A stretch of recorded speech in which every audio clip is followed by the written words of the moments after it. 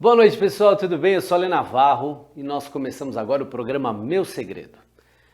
Estou aqui sozinho, que é uma coisa diferente. O programa Meu Segredo, que é um programa especial, feito para vocês com muito carinho, entrando na casa de vocês todas as terças-feiras às 21 horas. E hoje, em especial, eu quero agradecer por esse ano, a estreia do nosso programa. Nós tivemos aí vários convidados, pessoas contando o segredo de cada um. Lembrando que esse programa fala sobre os pilares, a família, o trabalho e também a espiritualidade.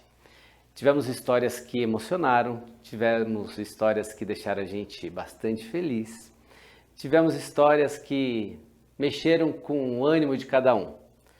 E agora, para aproveitar essa pausa de final de ano, nós vamos pegar alguns trechos de cada história, alguns pedacinhos que mexeram aí com a gente, que fizeram a gente rir, chorar, pensar, refletir e lembrar que a família, o trabalho e a espiritualidade são os pilares desse programa, o programa Meu Segredo. Vamos assistir agora essa história que vai mexer um pouquinho com você. Espero que vocês gostem. Como que eu faço isso ser bom? Porque eu tenho diversas vantagens de ser cadeirante, tem muito mais desvantagem, óbvio. Mas hoje, por exemplo, eu até brinco, né? Eu tô no meu segundo tênis há 10 anos. Eu não gasto mais R$ 1.000 em tênis. Eu tenho vaga preferencial. Velozes e Furiosos, tinha acabado a vaga para assistir. Eu cheguei 15 minutos antes e tinha vaga para cadeirante. Eu entrei ainda, paguei metade. Tem muita vantagem. Eu falei... tipo, eu chamo muito mais a atenção das pessoas na cadeira. Quando eu quero... falar com alguém, por exemplo, eu tenho o objetivo de virar palestrante ainda. Você já é palestrante, cara. Vou me tornar. Você já é. Eu consigo... as pessoas já têm uma pré-simpatia comigo. Elas já olham e falam, gostei dele e nem sabem por quê. Porque o cara tá na cadeira e já não tá chorando, já é uma vantagem. Já é legal. 90% dos cadeirantes ficam se lamentando. Então, tipo, me facilita muitas coisas. No próprio YouTube, todo mundo já me reconhece porque não tem outro cadeirante fazendo o que eu faço. Então, a gente tá no meio de vários youtubers num rolê, o cadeirante ali sabe quem que é. Se não sabe, entra no YouTube e pesquisa, não tem outro. Então, eu vou estar na primeira página. Entendi. Eu tenho N vantagens, é só saber trabalhar com elas. Eu tenho essas desvantagens, tenho essas Tá vantagens. bom, agora eu já tenho essa vantagem. Agora, como é que eu vou usar essa vantagem? Tem que É isso aí. equilibrar o jogo. Entendi. Então, Não agora paga me dê a IPVA. luz para usar a vantagem. Exato. Quando eu parei de ser abusada, eu ia fazer 10 anos. Um dos abusadores, ele era bandido. Os meus dois primos, tá? Um induziu o outro. Esse foi assassinado. Eu vim de uma família testemunha de Jeová. Eu cresci numa família testemunha de Jeová. No dia 25 de janeiro de 1992, minha tia chegou, era 8h30 da noite, estava começando o Mundo da Lua na cultura. Alô, Planeta Terra chamando. Primeiro episódio do Mundo da Lua. Ela chegou e falou... O apelido dele era CC. O CC acabou de ser assassinado ali. Eu abaixei a cabeça e falei assim, obrigada, Jeová. Porque quase todo dia ele abusava de mim. Eu tinha 5 anos de idade, ele colocava o pênis na minha boca e falava assim, chupa aí, senão eu vou falar pro teu pai. Eu lembro disso como se fosse hoje. E era pra eu detestar. E eu consegui vencer isso. E depois que eu cresci, eu procurei alguém a vida inteira que me tratasse como meu pai trata minha mãe. E casei com o pai das crianças. Ele me espancou na frente das crianças durante 9 anos. Então, as pessoas me veem sorrindo, as pessoas me veem cantando, mas eu falo que eu canto. Eu choro em forma de canção, porque eu não posso chorar nunca, eu não posso ficar chorando. Eu tenho que ser forte o tempo todo. Mas, é que é ruim lembrar. Mas hoje eu tento ajudar outras mulheres com palestra. Consigo identificar pessoas que já sofreram abuso infantil. Crianças que sofrem abuso infantil. E ajudo outras mulheres que estão sofrendo abuso doméstico. E tento ser a melhor mãe e pai do mundo para as crianças, principalmente para o Rodrigo, que viu muita coisa. Se toda a família entender o recado sobre treinamento, A gente não vai ter o problema que a gente tem na nação. Sabia que o problema não é segurança pública, o problema não é educação, o problema é a família. O tanto de gente bloqueada, insegura, o tanto de gente que tem problema de paternidade, o tanto de gente que tem escassez. Se resolvesse isso dentro de casa, esse país ia avançar muito mais rápido. Então, você já acha que a família, o tratamento da família seria fundamental, essa parte moral dentro de casa? Eu não acho, não tenho certeza. Ó, que bacana. Vamos fazer o seguinte, vou desafiar aí quem está assistindo, no Dia das Mães, em maio, vá no presídio, fique lá na porta, pergunte lá pro porteiro, pro carcereiro, quantos presos tem aí dentro? Aí ele vai te falar, tem 1.200. Aí você fica no Dia das Mães lá na porta, conte quantas mães vão aparecer lá, mais de 1.000. E as que não apareceram é por falta realmente de dinheiro, ou porque está em outro estado, ou porque morreram. Mas as 1.000 vão aparecer. todas as mães vão visitar os seus filhos. Agora, no Dia das Mães. Sim. Vamos em agosto agora para você ver o que vai acontecer. Em agosto tem os mesmos 1.200 presidiários. Então aparece 20 pais lá. Eles não vão lá. O fato deles não irem é porque eles já não estavam presentes em casa. Por isso que aqueles homens estão lá. Falta de paternidade. Você vê o tanto que é forte isso. No Dia das Mães vai ter 1.000 mães lá, dos 1.200. Não vai ter 20 pais lá na porta do presídio. Inclusive em agosto eu vou fazer isso. Eu vou em vários presídios no Dia dos Pais para mostrar isso. Posso ir com você? Claro. Os pais, eles não comparecem lá porque eles já não compareciam antes. É por isso que os filhos ficaram delinquentes. Entende? Cara, isso é forte, hein? Fortíssimo. E aí, na verdade, tinha acabado de fazer 21 quando eu recebi uma oferta para trabalhar numa empresa maior, não sei se pode falar, no Grupo Folha. Pode falar. Recebi uma oferta para trabalhar no Grupo Folha. Eu fiz a entrevista na terça-feira, eles iam abrir uma área de projetos especiais e queriam que eu gerenciasse. Fui lá, fiz a entrevista, passei. Na quarta-feira, a moça me ligou e falou, Rodrigo, parabéns, você passou, mas a UOL é da mesma empresa, né, mesmo grupo, o pessoal da UOL também está querendo fazer uma entrevista com você. Aí eu fui, fiz a entrevista na quinta-feira com o pessoal da UOL, na sexta-feira ela me ligou e falou, parabéns, você passou de novo na entrevista, só que agora a gente vai montar as propostas para ver para qual área que você vai para a UOL ou para projetos especiais. E aí foi quando aconteceu tudo, porque na sexta-feira eles me deram a notícia, no domingo eu tava brigado com a minha ex-mulher, a gente não tava se falando, mas teve um batizado de manhã do primo dela, a gente foi e eu saí, depois do almoço lá, deixei eles lá e fui porque eu fui por respeito à família dela, mas eu não queria ter ido e saí. À noite tinha o aniversário de um amigo nosso, aí ela falou, você me dá carona? Eu falei, não tem problema, né? Dou. Peguei a carona, peguei ela, a gente foi pra festa, só que era uma baladinha e tal, eu gostava, obviamente, tinha 21 anos, né? Tinha acabado de fazer 21 anos, mas eu sabia que na segunda-feira eles podiam me ligar às 7 horas da manhã mandando eu ir pra lá. Então eu saí mais cedo que todo mundo, era 11 horas, eu tava já voltando pra casa, eu não fiquei com ela na festa, ela ficou de um lado, eu fiquei do outro. Na hora de ir embora eu falei, tô indo embora, você vai voltar com quem aí? Ela, não, vou voltar com você, você me leva pra casa? Leva. E aí na hora de voltar eu peguei o caminho pra minha casa, não pra casa dela. Quando eu errei o caminho, pra ir pra casa dela eu tinha que ir por uma avenida, eu acabei voltando, como eu errei o caminho, eu entrei por dentro do bairro. Quando eu tava chegando na casa dela, um rapaz, chegando na casa dela, ela falou, não vamos dormir mais, obrigado, vamos conversar. E tinha um espaço assim de umas 4 vagas do lado do prédio dela, dava 100 metros da portaria. Nessa eu peguei, ela falou, não vamos dormir, obrigado, eu entrei ali e parei, tava com meu Celta na época. Parei o carro, eu tirei o cinto, virei pra falar com ela. Na hora que eu virei, ela viu o cara vindo nas minhas costas. Um cara correndo, com a bandana na cara. Ela ligou o carro e falou, acelera. Nem vi o que era. Engatei a primeira, saí com o carro, mas também é o Celta, né? Não vai sair muito rápido, eu demorei pra sair. Na hora que foi sair, o cara bateu com a arma no carro, mandou não reagir. Eu parei, levantei a mão, ele colocou a arma no meu ouvido. Nessa que eu olhei pra ele, ele tava com uma bandana, a bandana caiu e ele tava com a... Imagina aqui assim, né? Ele tava com a arma aqui no meu ouvido, ele abaixou a arma para levantar a bandana, não sei porque, acho que eu vi o rosto dele, ele acabou fazendo esse movimento. Quando ele fez esse movimento, ele tirou o dedo da proteção do gatilho e colocou no gatilho. E como tava na minha cara, eu consegui ver bem.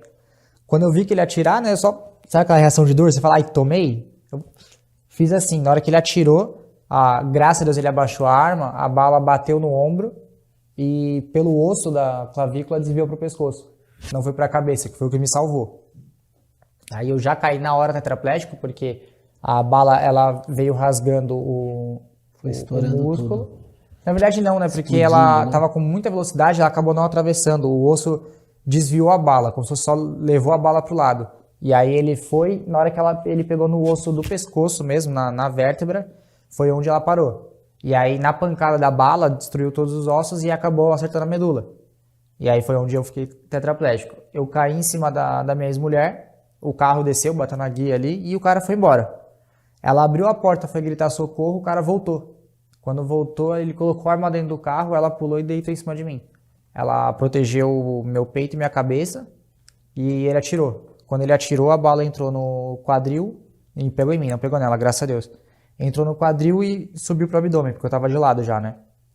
E aí ele foi embora e descobri 1 ano depois, 1 ano e 2 meses depois eu descobri que ele morreu logo depois. Não, fugiu da polícia, acabou batendo a moto e morreu.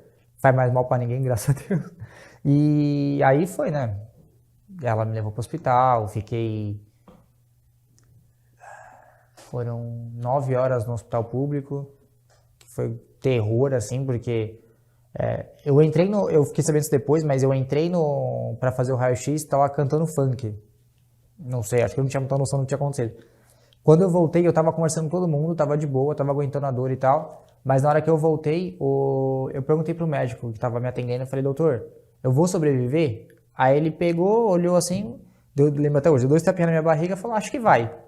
Quando ele falou, acho que vai, eu entrei em desespero. Aí começa a chorar pra cacete, meu pai entrou, eles acabaram me dando morfina, e não queriam me liberar pra ir pro outro hospital, porque eu tinha um convênio, porque o risco de morte era muito grande, aí meu pai teve que pagar a UTI móvel à parte. Aí minha tia Raquel conseguiu uma vaga pra mim no 9 de julho, fui pro 9 de julho e aí lá fiz o tratamento inteiro. Saí de lá. Quanto tempo foi esse tratamento? Foram 45 dias de UTI, foram mais ou menos uns 15 dias que eu fiquei em coma, mas coma induzido, né, para o corpo poder recuperar. Aí mais 30 dias de recuperação da cirurgia e tudo mais, que eu tive que fazer 3 cirurgias, 2 cirurgias no pescoço, uma de uma artéria que tinha estourado, e aí mais 2 semanas no quarto, em recuperação, aí depois voltei para casa. Foi um tempinho... Eu falo, Ale, que o câncer, e eu acho que qualquer doença grave, ela faz com que os amigos, os verdadeiros amigos, se aproximam. E os mais ou menos se afastam. No momento que você vive isso, é doloroso. Mas, depois, a hora que você começa a pensar, olha que bacana. Você só tem do seu lado pessoas que te amam de verdade. Filtro, né? Parece que a doença, ela sai junto com... É uma seleção natural, tudo, sabe? Né? É uma seleção tudo natural. Tudo de ruim vai embora. E há quem diga, há quem chame isso de livramento, né? É a cura, né? É a cura verdadeira, né? Que maravilha. Falando aí de família, é muito gostoso esse programa por isso, sabia, Débora? Eu não consigo pensar na falta de carinho, né? Desculpa. Mas assim, é como eu te falei, é você entender que mesmo desse sofrimento, desse desafio, existe a beleza oculta, né? Então, isso vai te fortalecendo. Hoje eu vejo que eu tenho um relacionamento bacana. Hoje eu tenho um companheiro do meu lado, né? Apesar de ter sido casada por 23 anos. E quantas mulheres que não acham que tem um relacionamento bacana e não tem, né? Então, chega um momento, né? Então, acho que esse também é um dos praquês que eu passei por um câncer, sabe? Então, assim, eu também tive um apoio maravilhoso das minhas irmãs, né? Nós somos em 4 meninas e nós não tínhamos histórico familiar. E depois que eu passei pelo câncer, a minha irmã mais velha, né, a Valéria, passou por um câncer. E graças ao meu, porque eu já tinha tido, né? Seu know-how, né, garota? E aí ela falou, Débora, você me dá muita força, você me deu muita força. Né? E aí depois disso, a cada 6 meses, elas passam pelo médico, né? Passam em consulta para ver se está tudo em ordem, né? Por conta desse histórico. E minha mãe também, uma querida, né? Sempre ali do nosso lado, então família é muito importante. E tem aquelas amizades que a doença traz. E que se torna família, né? Amigas de tratamento, né? A gente até chama de Uncle Friends, né? Porque você conversar com uma amiga que não está passando pelo câncer e você ali desabafar, falar de uma dor, de alguma coisa, é uma coisa. Agora, você conversar com pessoas que estão vivendo aquele mesmo momento, então ali você troca experiência. Isso é muito, né? Isso é muito importante. Isso é muito importante. Você quer notícias quentes sobre o mundo do automobilismo? Quer ouvir opiniões diferentes sobre a corrida do final de semana? A Rede Brasil resolveu seu problema. Notícias ultrapassadas, uma forma descontraída de falar sobre automobilismo. A Lê Navarro e o pitaqueiro Zé Graxinha estão chegando com muito humor, polêmica e muita informação. Um jeito diferente e engraçado de ficar por dentro de tudo que tá rolando nas pistas. Notícias ultrapassadas. Quarta-feira, 21 horas. Só aqui, na Rede Brasil de Televisão.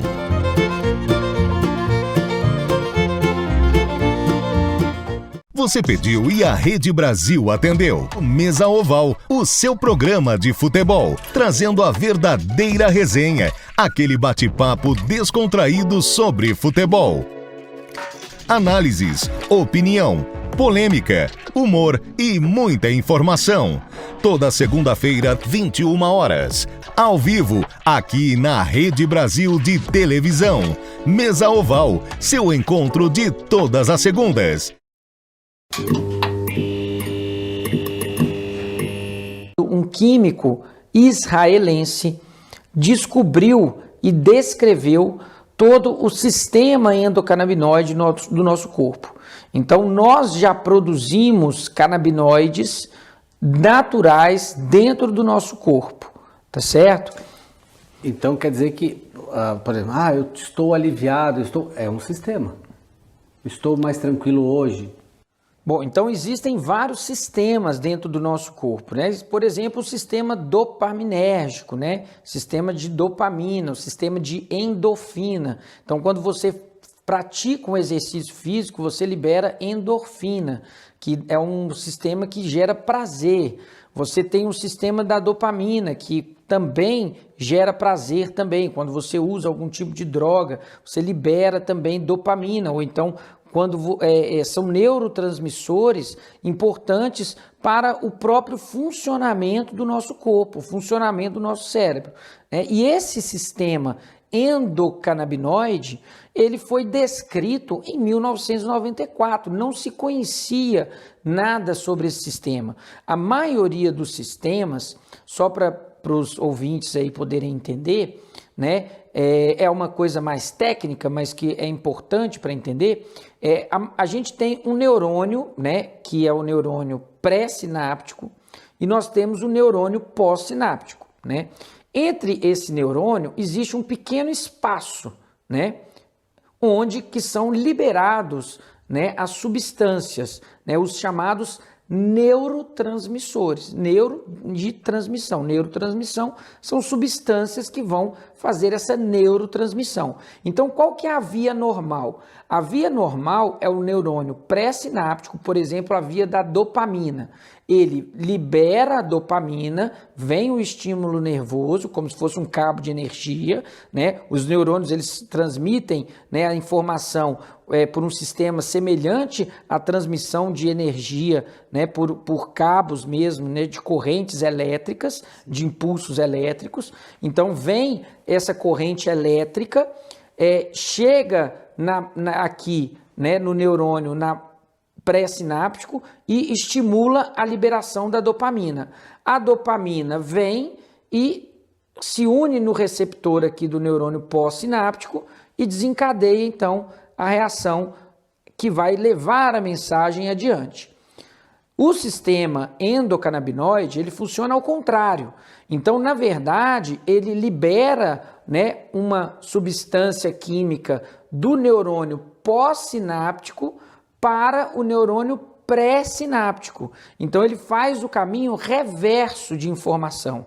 Então, isso significa o quê?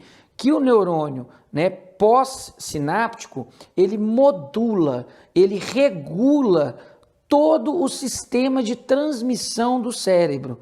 Então, ele regula a homeostase do sistema nervoso. E não só do sistema nervoso, a homeostase de todo o organismo. O que é homeostase? Homeostase é o equilíbrio. Então, esse sistema, ele atua em todo o organismo, né, equilibrando o organismo em vários aspectos. Assim como falou Gandhi, né? A minha vida é a minha mensagem. Cada um de nós deixa a sua mensagem através dos exemplos da sua vida, sendo consciente ou não disso. E aí veio o Luiz e falou assim, eu vou virar a chave. E essa chave virou um pouco dessa consciência. De olhar e querer mudar o mundo e não concordar com as coisas que estavam certas e chegar à conclusão de que não tinha outro jeito a não ser mudar o meu mundo interno. O seu eu. Essa chave foi de tanto querer fazer, chegar à conclusão de que a única onde eu tinha condições de ter alguma influência era em mim mesmo. Que eu só podia mudar a minha própria vida. E aí isso me fez buscar espiritualidade, buscar respostas para as coisas na física quântica, na matemática, na geometria, na filosofia, ou no estudo das religiões e no observar. Eu acho que o grande chave para mim foi essa frase do Stefano Dana, esse filósofo que eu já citei 2, 3 vezes, que é autoobservação é autocorreção. No sentido de que autoobservação é autocura. Porque se eu me observo e vejo a consequência do que eu fiz, não tem outro jeito a não ser me corrigir. Perfeito. E foi daí essa chave, de olhar que ao invés de reclamar de fora, de lamentar a dificuldade, de como é que eu mudava o meu mundo interno? E aí o mundo externo é um reflexo desse mundo interno. Tem que fazer coisas boas na vida, independente do que as outras pessoas fazem pra gente, até. Então eu acho que esse lado da minha mãe, né? Perdoar, esse lado da minha mãe foi muito especial, muito especial. Não fala mal de ninguém, tá tudo sempre bom. Eu acho que... Você já falou o nome dela e já mandou um beijo para ela. Maria Silvia. Maria Silvia, outro beijo, só por você ser uma pessoa especial e estar sempre de bem com a vida. Um beijão. Ela é. E mesmo nas situações... Todo mundo veio aqui nesse mundo para passar por pra situações aprender, né? Difíceis. A gente passa, ela já passou, eu já passei, e a gente tem que acreditar que tem algo maior, somos todos um, né? Então isso acho que facilita a vida da gente, com certeza. Sempre buscar o bem, né, para o próximo, sempre pensar no próximo. Exato, eu acho que é isso aí. E o seu maior presente de Deus? Nossa. Essa pergunta eu nunca fiz, sabia, mano? Eu Quando acho que você se sente assim, abençoada mesmo, de verdade? Eu acho que essa pergunta, quando você faz para uma mãe, é difícil já você falar qualquer outra coisa. Já tem o Rodrigo certo? Certo? Sim. Minha mãe também, ela tem o Rodrigo certo. Meu irmão caçula, Rodrigo, é o mais querido também. Então eu vou entender que é coisas de Rodrigo e de mãe. Brincadeira, minha mãe é linda também. Então Deus para você, com uma palavra hoje que você pode falar assim, Deus esteve presente o tempo todo na minha vida, está presente e... Eu acho que está presente, acho que somos todos Deus. Eu acredito que nós somos todos. Nós somos a semelhança, né? Exato, eu acho que ele tá aqui, tá aí, tá nela, tá nele, tá. Tem Deus. É. Ter Deus. Isso. Ser próximo a Deus. Ser temente a Deus. Não é aquela coisa de cuidar do ir próximo. Na igreja, não é. Para mim, eu acho que é independente do lugar, do como, do porquê, tá em você. Mônica, olha que coisa maluca que você falou agora, que fez a gente pensar, me fez pensar um pouquinho. Que se amar o seu próximo como a ti mesmo, e Deus sobre todas as coisas, quando você fala que nós somos Deus... Olha como faz todo sentido, né, a partir de agora. Porque se nós somos Deus, nós temos que amar um outro se nós somos. Sim. O próximo. E não fazer mal. Claro. Porque é nós mesmos. Há um Deus único, que somos nós, a energia dele, não é isso? Isso. Eu acho que é exatamente isso. Já pensou quanta coisa iria mudar? Se esse programa aqui, ó, fosse para vários e vários e vários lugares, que as pessoas ouvissem que não adianta ter essa polaridade, essa discussão. Se a gente pensar em nós como filhos de Deus, na sua semelhança, como somos Deus, para que fazer o mal pro próximo, né? Pois é. É aquela música do John Lennon, né? Imagine. Imagine. Essa coisa da ayahuasca foi uma consagração que eu fiz num sítio só para mulheres, que era uma roda de poder feminino, na lua cheia. Mamãe. E eu já consagrava, né? Então, eu consagrei e naquele dia eu só ajudei as pessoas. Ajudei. E não entrei, a gente chama de força, né? Eu não entrei na força. E aí eu virei para Madevi, que é a dirigente, e falei assim, Má, já tá quase amanhecendo, eu vou dormir, que eu já tô cansada. Ela olhou para mim, tá louca? De jeito nenhum. Não fechei ainda aqui o trabalho, não. Pode ficar aqui e tal. Eu falei, tá bom. Aí eu sentei, no que eu sentei, a força veio. Pau! Mas com a força veio aquela música. Talvez, quem sabe, um dia... Já ouviu essa música? Continua. Por uma alameda do zoológico, ela também chegará. Ela que também amava os animais. Entrará assim, como estás nas fotos sobre a mesa. Ela é tão bonita que na certa eles a ressuscitarão. No século 30 vencerá. Eu não lembro o resto.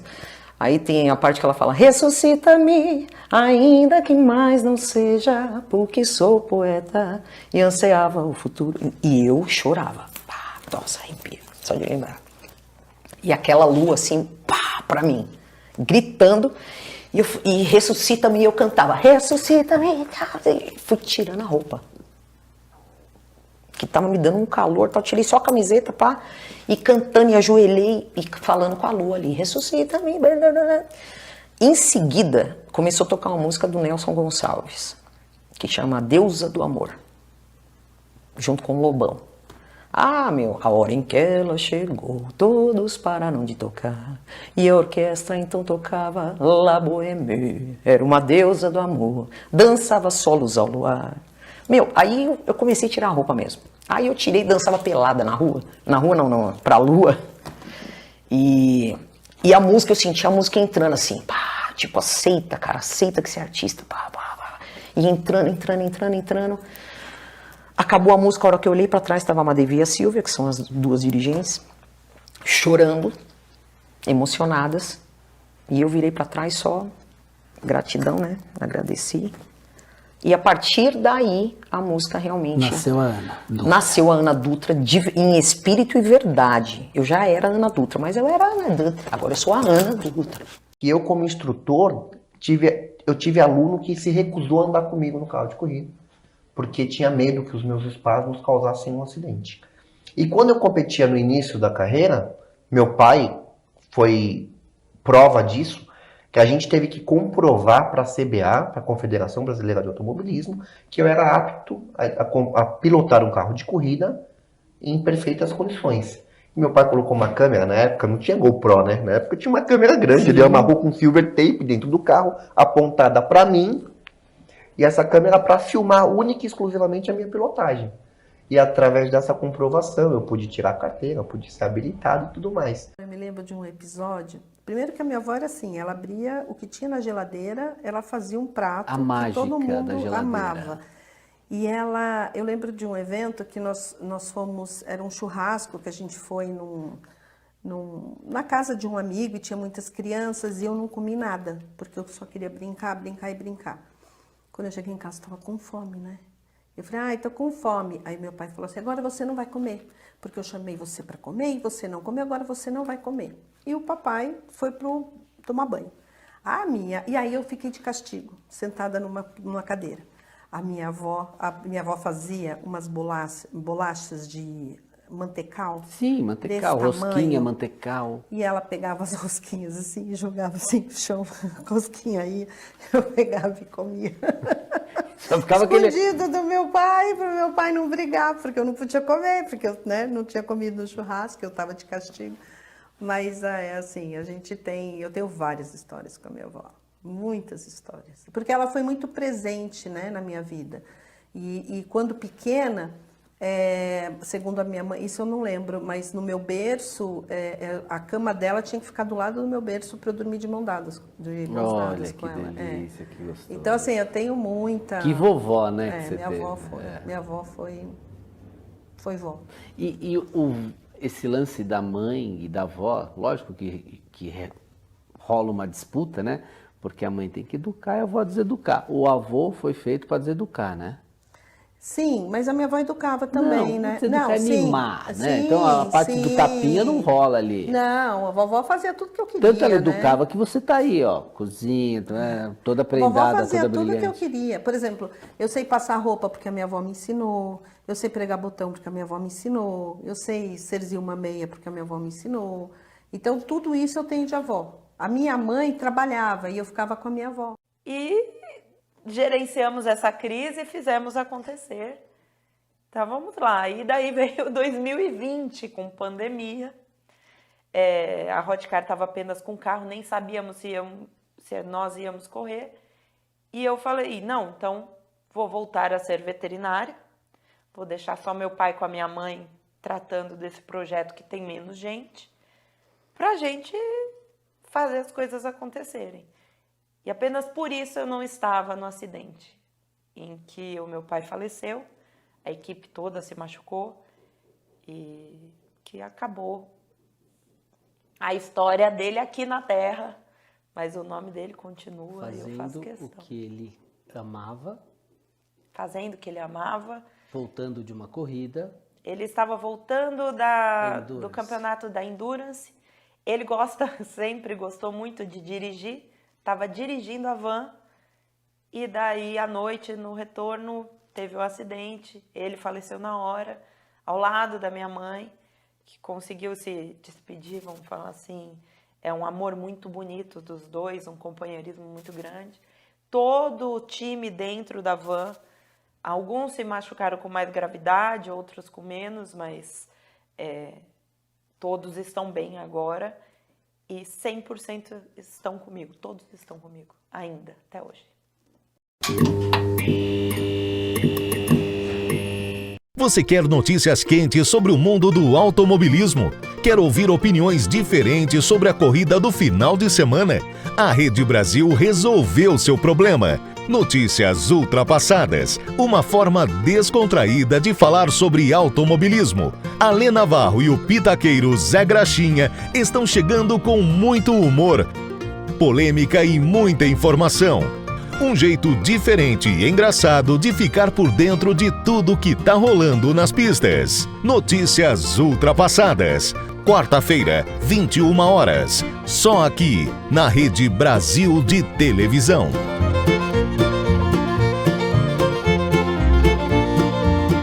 Você pediu e a Rede Brasil atendeu. Mesa Oval, o seu programa de futebol, trazendo a verdadeira resenha, aquele bate-papo descontraído sobre futebol. Análises, opinião, polêmica, humor e muita informação. Toda segunda-feira, 21 horas. Ao vivo, aqui na Rede Brasil de Televisão. Mesa Oval, seu encontro de todas as segundas.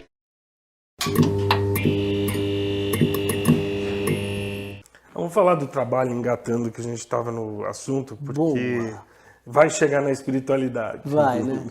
O trabalho meio que você fez, a partir dos seus estudos, você praticamente usa um no outro, não é isso? Pois é, eu cheguei no momento da carreira, assim, que eu estava trabalhando com os grandes artistas no Brasil, e o que eu observava é que eles eram bons cantores, boas pessoas, só que estavam vivendo um ritmo de vida muito intenso e um desgaste energético. E aí você fala assim, é técnica que tem que... Como é que eu posso ajudar esse ser humano? É com técnica?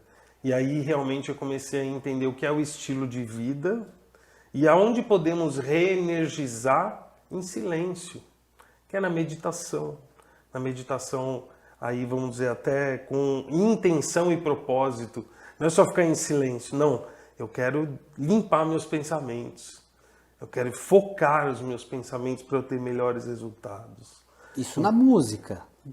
Sendo o coach de alguém que eu estou falando, está numa demanda de trabalho, né? Como o Jorge e o Matheus, cheguei a fazer com eles 6 estados em um fim de semana, acompanhando em trabalho e vendo como é que o ser humano é capaz de fazer tanta coisa. Então tem que ter um momento de você conseguir reenergizar. E aí eu acabei em viagens para a Índia e estudando um pouco da medicina indiana, nesse controle da mente, né, com a respiração, então exercícios respiratórios, tudo aquilo que o yoga traz, né, e aí tem todas as variantes, né, Hatha Yoga, Kriya Yoga, tem, né, formas de você concentrar a sua energia. E aí eu acabei estudando o mantra e o poder do mantra na reenergização. Então, além de mantras, também massagem, o curso que eu fiz lá de yoga, massagem ayurvédica, então que faz a regeneração de energia vital quando você está em fadiga, por exemplo. Então, é o que eu sempre observei, essas pessoas não é que eles não sabiam cantar, elas só estavam muito cansadas. E como é que você vai pedir? No momento daquela carreira, chegava num limite. Numa demanda, né, do limite do uso da energia. E como é que você vai falar para alguém que está sem energia, vamos fazer exercício? Não combina. Sim. E aí é isso que eu comecei a estudar, como agir no silêncio e não só fazendo voz. Porque pedir para alguém que está sem voz fazer voz para fazer exercício, só vai acabar aumentando o estresse. Aumentando o estresse. E aí veio essa observação que me levou até falar assim, agora eu quero ir atender na beira de um lago, fazer uma massagem com a interferência da natureza. Caramba, que e bacana. Não entre 4 paredes. Vamos fazer exercício de voz na mata, projetando a voz no eco da árvore, na natureza. Né, entrar realmente num esquema de troca de energia. E aí, a natureza te oferece isso. E aí eu passei a atender num orquidário do meu tio. Olha, onde na beira do lago. Plantamos flores de lótus lá. Então, realmente fazendo aquilo que eu vi na Índia. Hoje você atende nesse ambiente? Eu levei para esse ambiente o meu trabalho. Isso em 2015. E aí aconteceu isso, a minha experimentação do que se chama proposta de valor. Eu cresci minha proposta de valor para a integração com a natureza. E aí a gente está de cara com o que a gente estava falando, com a espiritualidade. Porque esse é o local de você desenvolver espiritualidade. E olha que nós só estamos falando trabalho. Quer dizer, então assim, você conseguiu fazer do seu trabalho um contato com a energia da natureza. E que, junto com isso, veio toda uma integração mental com o lado espiritual da coisa. A grande verdade é o conhecimento sobre a voz é muito antigo, se tratando de sânscrito e os mantras indianos, hindus, né, os rezos, assim como os povos originários indígenas nossos aqui, o que cura no índio é o canto sagrado dele. E vai ouvir um índio cantar, aquela energia entra dentro de você. É uma vibração. Isso. É a vibração que você está... Assim como vamos para qualquer religião, o padre tem lá na missa, qual religião que não tem aquele sacerdote que tem o tom de voz que entra no coração. Esse é o milagre da transformação pela vibração. Então, você não precisa nem entender mentalmente a verdade do coração, da palavra, da forma que fala. Então, isso que eu comecei a encontrar na minha proposta de valor, que eu não precisaria mais só cuidar de um artista famoso ou de algum artista que está querendo ter um sucesso, mas todas as pessoas têm que ter o sucesso de reconhecer a própria voz. Hoje todo mundo grava um áudio e desgrava porque não gostou da própria voz. Exato. Todo mundo vai fazer lá uma participação na câmera e não gosta, fica dando filtro, dando isso, mas a voz não tem muito filtro. Não tem o que fazer. Então as pessoas desgravam. Então eu comecei a olhar esse lado humano de precisar se comunicar. E o mais bonito, quando você começa a fazer todos esses exercícios de mantras, que são para dentro, para você, não é para os outros. Sim. Tudo quando você vai fazer para os outros fica resolvido. Mas com você... Entende? Tem então, que estar lá de dentro. Quanto mais você cuida da vibração para dentro, fica mais bonito aqui fora. Quando você põe pressão dessa vibração para fora, acaba agredindo algumas pessoas. Então existe um conhecimento, como eu falei, isso é muito antigo, isso é mais antigo do que o que eu pude. Eu que entrei em contato com essa informação, falei, agora isso aqui faz sentido para mim. Deu certo para mim. Eu estou gostando mais de mim hoje. E aí eu fui dividindo com as pessoas e fui notando o quê? Hoje, o meu trabalho está inteiramente focado nisso. Reduziu em 80% meus procedimentos cirúrgicos. Porque a gente consegue cuidar muito mais do que é invisível. Da causa do que do problema. Do que do problema que está manifestado ali. Né? Então eu falo assim, é muito fácil.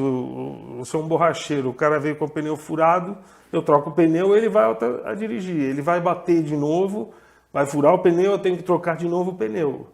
Eu falo que eu saí da posição de borracheiro. Só de ficar ensinando ele a dirigir agora. Agora eu montei uma escolinha de como fazer as pessoas dirigirem. Entendi. Gisele Alves, a moça apresentadora que dança, que cozinha, que bate um papo, que pula. Que história é essa de você pular antes do seu programa? Nós vamos falar agora do seu programa um pouquinho. Boa. Eu acho que a gente tem que ter... a gente tem que ter nada, porque a gente não tem que nada. Eu acho que não tem que nada, esse negócio de... Papo em dia. Tem que estar com o papo em dia. De ter que fazer isso ou aquilo. Acho que cada um funciona de um jeito. Então eu fui me descobrindo como que eu funciono para poder, sei lá, levar energia, começar bem, brilhar. Então eu faço uma oração, né? Peço para Deus, né? Vir mesmo e deixar eu transmitir uma coisa boa, uma mensagem legal. E dou meus pulinhos, porque pulou, a energia sobe. Já pulou pra você ver? Não, vamos pular. Vamos pular. Vamos pular. Vamos pular, gente? Diretor, manda. você consegue fazer a gente Vou fazer pular devagar aqui, ó? isso. Dá uns pulinhos, legal. Vamos lá, peraí. Volta aí, agora vamos dar os pulinhos. Isso, aprendi no teatro, tá? Dá um pulinho. Pulinho. Você tem que fazer alguma cena, faz assim meio... Brigando. Isso. E aí a energia, você trava aqui, ó. Tipo, tá vendo no core? Sacanagem, eu ficar pulando aqui. Mas faltou o megafone, alguém tem um megafone? Ó, a energia já tá diferente. Já tá diferente. Aí você baixa o ombro, ajeita a coluna e foi. Aí o mundo é seu. Sentiu? Ó, mas você canta, tu faz tudo lá. Eu canto não. Canta. Você encanta, você encanta as pessoas. Cantar eu nunca tentei. Eu fiz back vocal no terra, mas cantar nunca tentei. Gente, a primeira pessoa que me tira da minha zona de conforto sentadinha aqui me faz pular. Ai, mas isso é bom, fala assim, não é? Não, delicioso. Eu tenho certeza que isso te move. Eu não vou começar te entrevistando, não. Se deixar, eu te entrevisto já. Não, mas eu gosto de ser entrevistada por pessoas que eu gosto de entrevistar. Aí, tá vendo? Daí flui mais ainda o bate-papo. Um momento da minha vida, Lê, eu sou muito contestador, sabe? Assim, eu sou meio São Tomé, eu só acredito vendo, né? Tem que ser. Tem que ser um pouco, né? Eu acho que assim, se a gente não contestar as coisas, a gente vai viver sempre na maioria. Como dizia Nelson Rodrigues, né? A maioria ela é burra, né? Mas tem burro pra caramba, né? Porque tem esse ponto, né? Esse é o problema. Não vou nem entrar na questão, mas que há, né? Mas em determinado momento, eu questionei se Deus era necessário e se ele existia realmente. Foi um momento que eu, sei lá por que da minha vida, eu comecei a pensar, será que Deus existe? Aquela coisa muito egocêntrica de que achar que, como ser pensante... Mas você já estava no meio do... Não estava. Ah, você ainda não estava no meio do... É um momento que eu estava trabalhando e eu falei, eu não sei se Deus existe. E por incrível que pareça, minha vida começou a desandar de uma forma. E eu perdi a fé, eu percebi. E aí as coisas não andavam mais. Muito interessante. Alguém pode dizer, tá, isso é uma mera coincidência? Pode ser.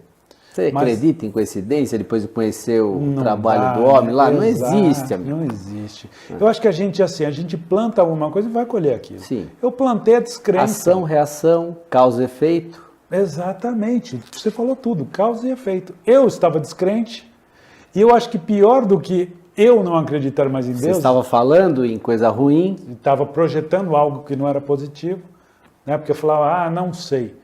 E como eu ouvi uma frase muito interessante, pior do que eu não acreditar em Deus é se Deus passasse a não acreditar mais em mim. Nossa, aí é complicado, hein? Né? Muito difícil. Você está com um baita problema, né? Não, exatamente. E aí eu percebi que, não, eu tenho que estar conectado. Isso não tem a ver com religião. Isso tem a ver com se conectar a um todo. Seja o que você acredita naquele velhinho de barba. Ligação, religião, religação. Religar, né? Exatamente. Então, se você se desconecta, você não está ligado, você não faz parte. E aí que é interessante, porque não deu mais certo, de certo modo. Acho que eu precisei de uma lição da vida. Falar, ó, você pode acreditar no que você quiser, mas se você for descrente de tudo, então você está à deriva. E eu me senti assim. Olha que interessante. Sem espiritualidade, o homem fica à deriva. É o que eu poderia te falar. Meu objetivo foi sempre ser cabeleireiro, um bom cabeleireiro, sem querer ser o meu pai, né? Sempre me inspirando no que ele fez. Até porque, como é que eu pensei começar no salão? Eu falei, pô, se eu cortar cabelo de homem como ele corta, ele já tem anos-luz na minha frente. Então não tem ali uma competitividade, não tem uma comparação, né? Então, como é que... o que eu posso fazer? Porque você é criativo, né? Eu falei, vou jogar mais para o lado feminino, né? Vou fazer cabelo feminino. A partir do momento... Ele também sempre fez, só que o foco dele maior sempre foi o masculino. Eu falei, vamos aumentar o feminino aqui do salão, e a partir desse momento não tem a grande comparação entre pai e filho, entre trabalhos. E a primeira mulher que eu fiz, o cabelo de uma mulher que eu fiz, ela gostou, marcou novamente comigo. Falei, então tá aqui o segredo. O segredo é quem é o meu juiz, quem é a minha juíza é a cliente, não é o meu pai, não é o colega. Entende? Então eu tenho que agradar aquela pessoa. Vai ser a opinião dos outros. Exatamente. Vai ser a opinião do cliente. Aquela pessoa que vai me pagar. Então a partir do momento que eu entendi isso, e foi logo na primeira semana, falei, opa, é aqui que é o pulo do gato que eu tenho que seguir. Eu tenho que treinar, tenho que melhorar cada vez mais tecnicamente, mas eu tenho que agradar essa pessoa. Você quer notícias quentes sobre o mundo do automobilismo? Quer ouvir opiniões diferentes sobre a corrida do final de semana? A Rede Brasil resolveu seu problema. Notícias ultrapassadas, uma forma descontraída de falar sobre automobilismo. A Lê Navarro e o pitaqueiro Zé Graxinha estão chegando com muito humor, polêmica e muita informação. Um jeito diferente e engraçado de ficar por dentro de tudo que tá rolando nas pistas. Notícias ultrapassadas. Quarta-feira, 21 horas. Só aqui, na Rede Brasil de Televisão.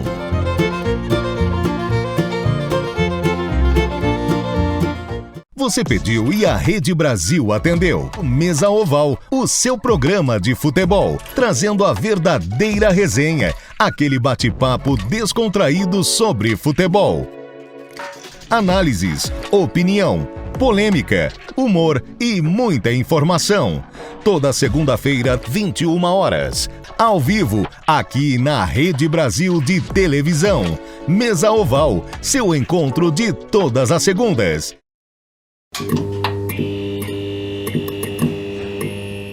Pois é, sou eu mesma, ao vivo e a cores aqui. A Silvia, a Mulher Gato, Meal, vários nomes. E hoje tenho um grande prazer de estar aqui com a Lê. Vou dar uma entrevista para ele bombástica. Vou revelar todos os segredos de Silvia Design. E aí, você acha que essa gravação é só para janeiro? De jeito nenhum, meu povo. É para hoje e vai ser maravilhosa. O meu segredo. Vamos fruticar, vamos criticar, vamos fazer tricô, vamos fazer desse programa aqui uma coisa assim maravilhosa. Você que está em casa vai adorar assistir, porque vai ser super gostoso. É isso e eu aí. não escondo nada que todo mundo já sabe. Todo mundo já sabe, minha vida é um livro aberto. Então, quero saber se já comprou um helicóptero de mamãe. Quanto tempo, gente, como isso pegou, né? Putz. E você sabe que tinha pessoas que acreditavam que realmente eu ia comprar um helicóptero para minha mãe, né? E não comprou, não? Minha mãe mora lá no interior do Ceará, no meio do mato, onde só tinha cabrito, jumento. Como é que chama lá? É barro? Onde que ia pousar com esse helicóptero, pelo amor de Deus, gente? Não dava. Nem eu tenho, nem eu consegui comprar o meu ainda. Só de brincadeirinha Eu tenho um helicóptero de brincadeirinha que eu comprei pra mim. Ah, é? Enquanto todo mundo tem o de verdade, eu tenho o de brincadeirinha. Mas merece, porque você trabalha muito, né, mulher? Ah, mas hoje em dia não compensa. São coisas que não compensa. Quer andar de helicóptero? Vai ali, aluga um, vai, faz o que você tem que fazer e volta. Não tem... Mulher inteligente aí. Claro, dinheiro não aceita desafio, né? Desaforo também não. Aconteceu comigo na emissora em 2018, foi um grande choque, porque eu tive o diagnóstico de um problema ocupacional. E é muito curioso, porque os problemas ocupacionais sempre existiram. Só que agora a gente está vivendo uma evolução dos problemas ocupacionais. Antes as pessoas tinham LER-DORT, que era lesão de esforço repetitivo por excesso de digitação.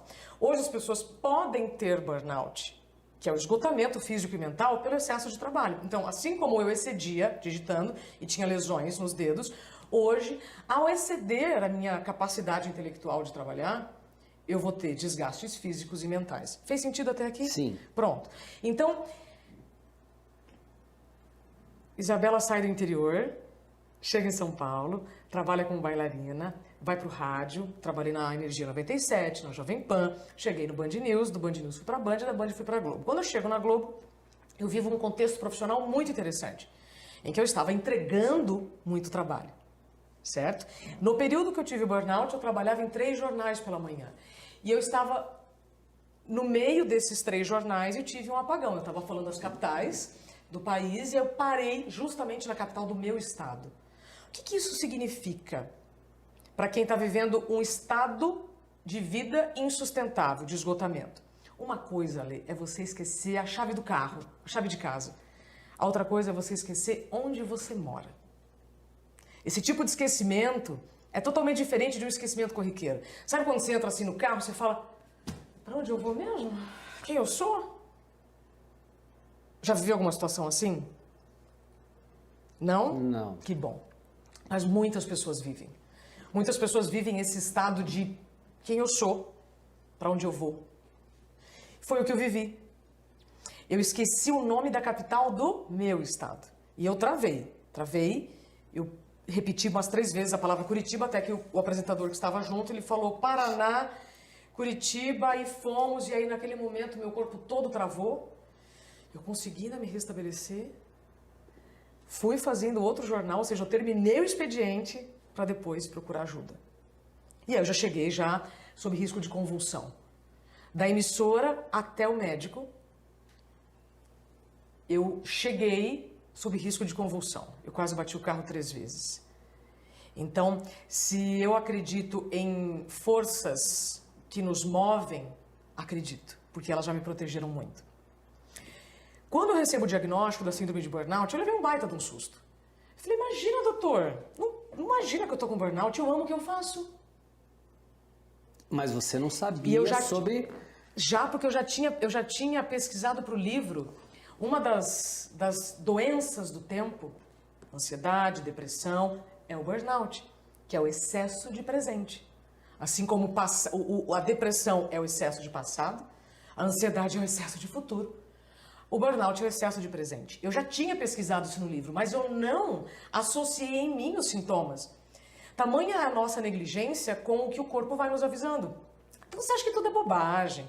Ah, não, ela que é fraca, eu sou forte, e assim por diante. Então, eu não reconheci em mim os sintomas do burnout. Quando o médico deu o diagnóstico, eu falei, não pode ser, porque eu amo o que eu faço. Ele falou, por isso que você teve. Porque você, por amar tanto o que você faz, você se negligenciou. Você ignorou os sinais do seu corpo. E aí roda a fita, eu saio para um afastamento médico, quando eu volto eu sou dispensada. Quando eu sou dispensada, neste retorno do afastamento... Por opção sua ou... Sou dispensada pela empresa sem justa causa.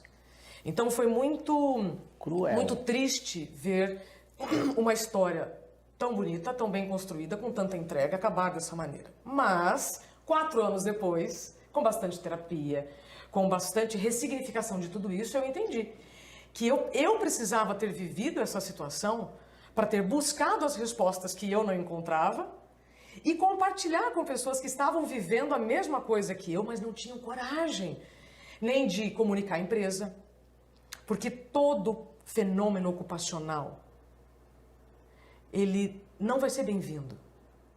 Nem sempre foi muito assim, né? Amor nem sempre foi muito... quem gosta de estudar a Bíblia, como eu gosto muito de... Eu vi que você chegou e já puxou ela para o seu lado. Eu já botei ela aqui do meu lado. Eu já li a Bíblia de Gênesis, Apocalipse em português e em inglês. Até porque a semântica é engraçado. Quando você lê a primeira vez e a segunda, você sempre lê uma Bíblia diferente. Quando você lê em línguas diferentes, é mais engraçado ainda, porque você vê nuances que você não pegou da primeira vez. E na Bíblia, quem lê e conhece a Bíblia e gosta de estudar a Bíblia, sem querer parecer enfadonho aqui, mas Deus nem sempre foi um Deus de muito amor. O Deus do Gênesis, o Deus de Abraão, o Deus do Pentateuco, né, dos 5 primeiros livros da Bíblia, era um Deus bem bravo, bélico quase. Era um Deus que matava os inimigos dos amigos dele, né, dos protegidos dele. Então era um Deus bélico. Olho por olho, as leis de Moisés, olho por olho, dente por dente, isso não é muito, isso é meio bruto. Difícil de interpretar. Difícil de interpretar, mas que na minha interpretação, quando você entende que esse Deus... já estou indo para o aspecto de religião, a gente vai falar um pouquinho de cada. Não, quando a gente, eu quero que você continue linkando isso, é o almoço de domingo. Então eu vou linkar. Por quê? Agora que você vai entender o link. Você vai entender no almoço de domingo. Agora você vai entender o link da família com a religião. Deus só virou o Deus de amor a partir de um momento pivotante na Bíblia, que é quando você abre a Bíblia no meio, o Antigo e o Novo Testamento. Que é o quê? É o fato dele ter tido um filho. É o fato da vinda de Jesus Cristo. De ele dar o filho filho dele. Quando o filho veio e ele sentiu a dor no corpo, e ele virou um Deus de amor. Só depois daquele momento que ele virou um Deus de amor. O Deus de amor ele vira naquele momento, quando ele se manifesta na forma de Jesus Cristo, através do filho dele. Então, que é família. Então, de novo, voltando para a família. Família é amor. Né? Deus é amor. É o Pai, o Filho e o Espírito Santo. Então, esse momento da virada pivotante é importante. Para justificar a questão da família aqui, nesse contexto que eu estou falando de religião. Não, perfeito. Perfeito. É nesse momento que as pessoas acabam se perdendo e tem tanta guerra de religiões. É verdade. Que as pessoas não entendem que, por mais que você tenha religiões aí lutando, né? Eles esquecem dessa chavinha que foi virada. E que o mais importante não é aquela mulher coberta, não é aquele machismo, olho por olho, dente por dente. É a família. Exato. É perdoar, amar o próximo, Deus sobre todas as coisas. Então as pessoas não aceitar que Deus, que a vinda de Jesus foi para isso, para unir a família, é o fator principal de tudo, né?